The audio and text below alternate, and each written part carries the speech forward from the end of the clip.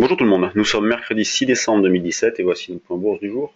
Après une séance en dents de scie, les marchés américains ont terminé en baisse hier. Le Dow Jones a perdu 0,45%, le S&P 500 0,37% et le Nasdaq 2%. Le CAC, lui, a ouvert avec un petit gap à la baisse ce matin. Le futur CAC 40 perd actuellement 0,94%. On continue à travailler principalement à l'achat, malgré la baisse en cours, on travaille principalement à l'achat et on essaie d'acheter le plus proche possible de 5300, 5310, avec un niveau d'infirmation qui reste éloigné, plus d'une centaine de points en dessous. Mais même si le marché passait temporairement sous les 5003, il n'y aurait pas de remise en question forte du marché actuel, du mouvement en cours, enfin de la tendance de fond plutôt. En ce qui concerne le DAX, eh bien, il est allé chercher un petit niveau d'achat, la zone des 12 850-60. Là, même chose, on a eu donc un petit gap à la baisse, il perd actuellement 1,29%. On travaille également à l'achat avec un niveau de rupture proche qui se situe sous les 12 800 points. L'eurodoll continue de flotter, continue à dériver latéralement, à évoluer entre les mêmes limites, sans intérêt particulier. On travaille également à l'achat. Hier, on a pu faire de beaux écarts sur l'euro-dollar. Et bien là, pour ce matin, on va essayer d'acheter bien en double appui avec les niveaux d'hier, donc dans la zone 1,18, 1,1810, pour se contenter d'écarts assez rapides dans la mesure où il n'y a pas de tendance forte, à l'image de ce que l'on a sur les indices.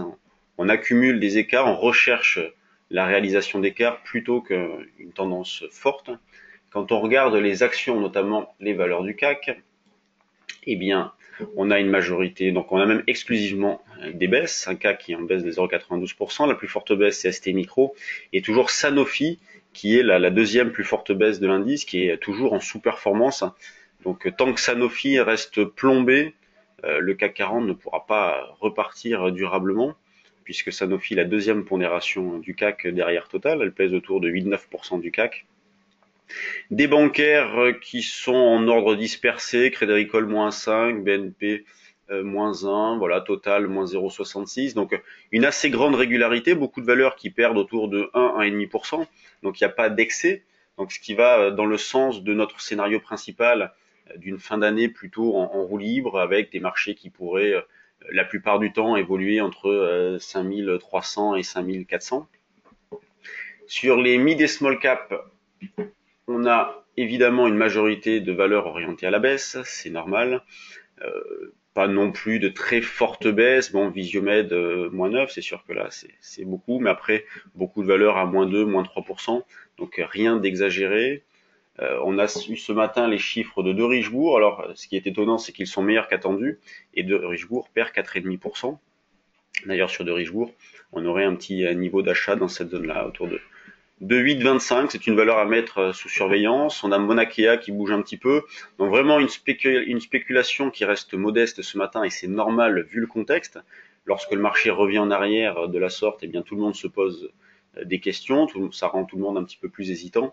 Donc pas beaucoup d'initiatives sur les mid et small cap, et un billet qui reste toujours haussier sur les principaux indices et sur le DAX également. La volatilité implicite est autour de 11, 11,5. Donc ça reste faible, donc pas d'inquiétude de ce point de vue-là non plus. Donc voilà, notre scénario principal reste le même. Bonne séance à tous. N'oubliez pas, jeudi, donc pas jeudi demain, mais jeudi de la semaine prochaine, on organise un day trading live, donc une démonstration de trading en ligne. Vous pouvez nous poser des questions, suivre nos opérations, vous avez accès à nos écrans. Voilà, n'hésitez pas à nous contacter pour plus de renseignements. Merci beaucoup, bonne séance et à demain.